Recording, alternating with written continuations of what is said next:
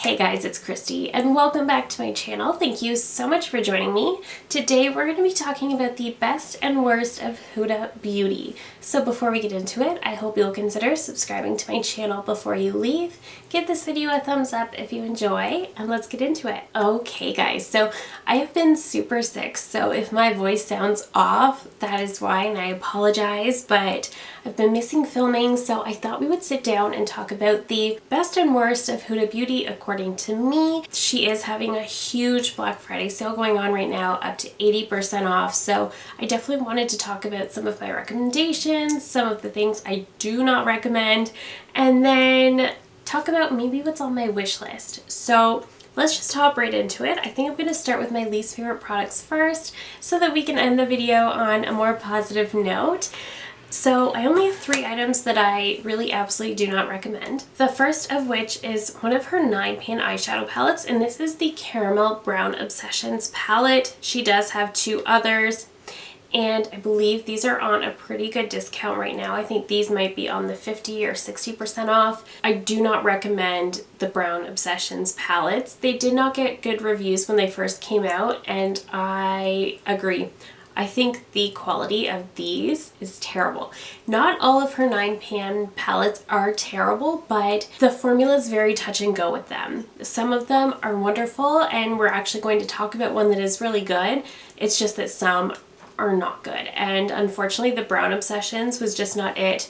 The mattes are fine, but the problem is with these shimmers. Some of them are just too chunky, and some of them have no pigment to them at all. They're more of a topper shade, but they're just really not that great. There's so much fallout. It's hard to pick up color with these 2 shimmers in particular. This top one here and the center one, they're just really poor quality, and I do not like this palette. And honestly, I kind of shied away from buying any of her 9-pans for quite a while after my experience with this one. The next product I do not recommend, and this is I think going to be more of a skin type preference, but this is the Faux Filter Skin Finish Buildable Coverage Foundation Stick. So if you have dry skin like me, I do not recommend this. So this is a very full coverage foundation stick. The problem is if you have dry skin, this will stick to your dry patches so badly. I think if you have maybe more oily skin, you might enjoy this more. I was really on the hunt for a good foundation stick because I like the convenience of just being able to put it on my face, blend it out, and be done rather than fighting with the liquid sometimes, but this just didn't work out for me. I actually have been using this to carve out my brows recently. I didn't do it today, but I have been using this for that purpose a lot, and it works very well. I wouldn't suggest buying it for that purpose, but that's why I've been using it, so I can at least use it up and it doesn't go to waste. It's just that that's all it's good for in my collection. And the last product that I don't recommend is not a bad product, but I'll tell you what's wrong with it. So this is her Balm Brows Micro Shade Brow Pencil. I have the shade 4, light brown.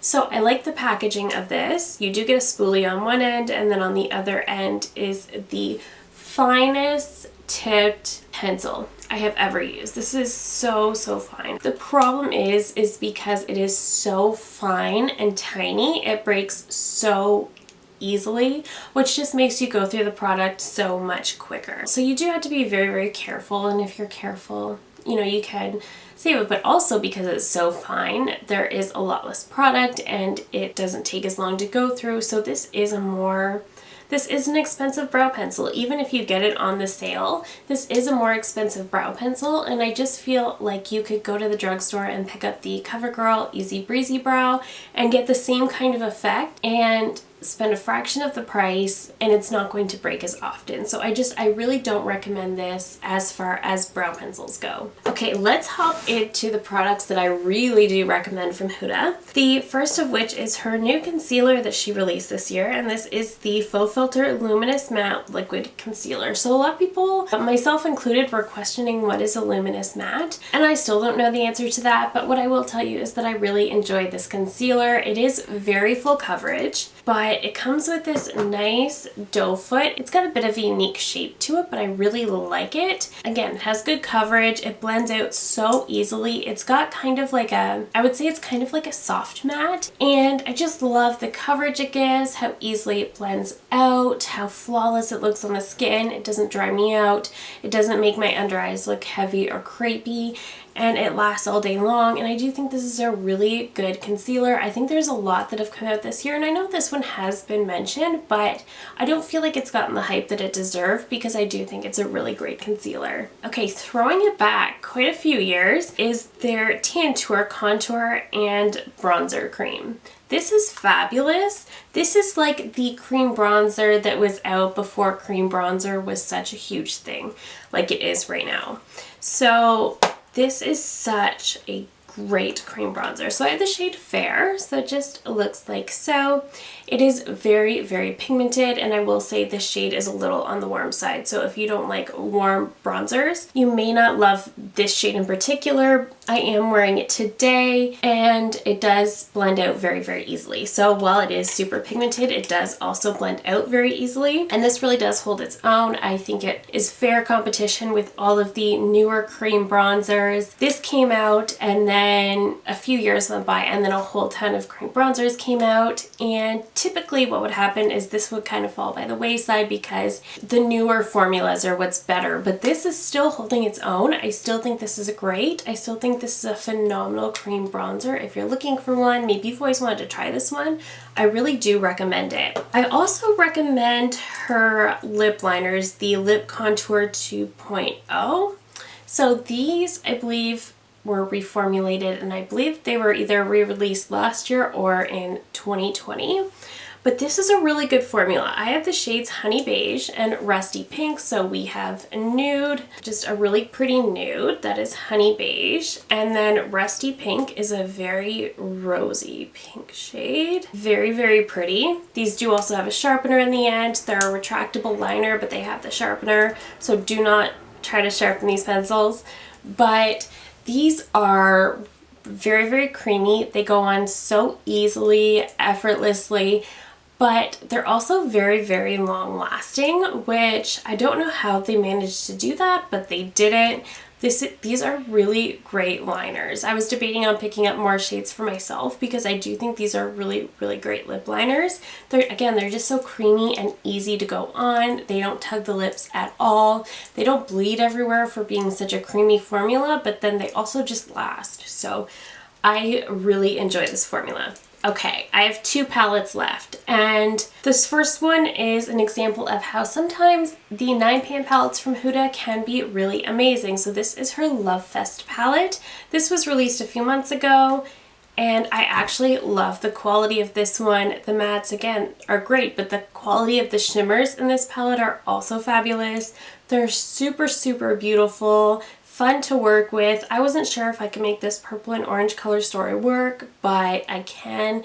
It's so easy to work with, so pretty. I love, love, love this little palette. And then my favorite of her large palettes, most of which I believe are 30% off right now, but this is the Rose Quartz palette. So this is definitely a favorite in my collection. This is the one I have on today. I was actually going to film the try on, but I forgot. So this is what I'm wearing today. I have this shade in the crease, and then I deepened it with this one.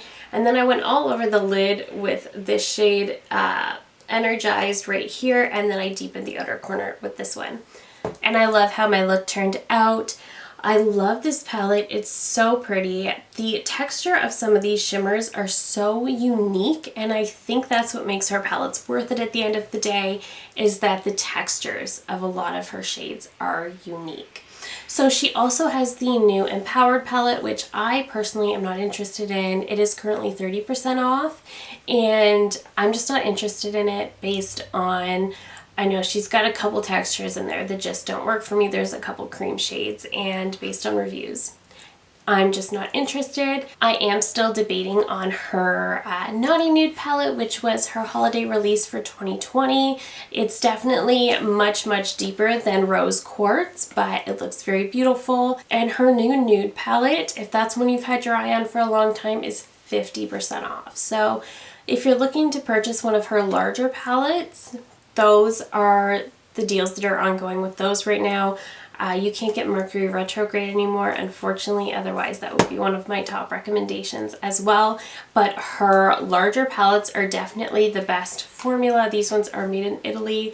The smaller palettes are made in China, and they're very touch and go. But if you do plan to pick up one of the small palettes, I do recommend Love Fest, and I highly, highly recommend Rose Quartz. So as for my wish list, what I would like to pick up from Huda, so I was debating on picking up her new Blur Jam primer, which is currently 30% off, but honestly, I think it's going to be a dupe for the Touch in Sol Icy Sherbet primer. These have a very, very similar consistency. This is also like a very thick kind of silicone jam kind of thing, I guess you could say. And this one is cooling too, which I really like. This does a really great job at blurring as well. I used this today, so I'm not really feeling the need to order the one from Huda. Oh, I forgot. One product I do highly, highly recommend is her Silk Balm. So I have one somewhere. I don't know where I put it, but I will pop up a photo. I love her Silk Balm. This is the perfect liquid lip balm. There are plenty of liquid lip balms at the drugstore. Those have definitely risen in popularity this year, but the Silk Balm from Huda is by far one of my favorites. So I'm definitely planning to pick up a backup of one of those. I also have her Power Bullet Cream Glow lipsticks on my list as well. I haven't tried that formula, so of course I'm just very curious. I want to know what that's about. Those are 30% off as well. The Glowish Cheeky Vegan blushes are 60% off, so they end up being around $10. I'm definitely picking up one of those, and I think I'm going to go for the shade Caring Coral, which is just going to be a really pretty corally pink. I think that'll be nice. And I've also had my eye on the Glowish bronzer. I've gone back and forth on that one so many times. I've heard people recommend it. I've heard people say they're not worth it. So I don't know. I gotta find out for myself. Those are around $15 right now. So, and I was also thinking about picking up a Kaoli fragrance because that's a brand I've wanted to try for a while as well. But that is it for me today. Thank you so very much for watching. Let me know down below if you're planning to shop the Huda sale. I love hearing from you guys. Thank you again so very much for watching. If you're new here, I hope you'll consider subscribing before you go. I do upload at least 3 new videos every single week. Thank you again so very much for watching, and I will see you in my next one. Bye!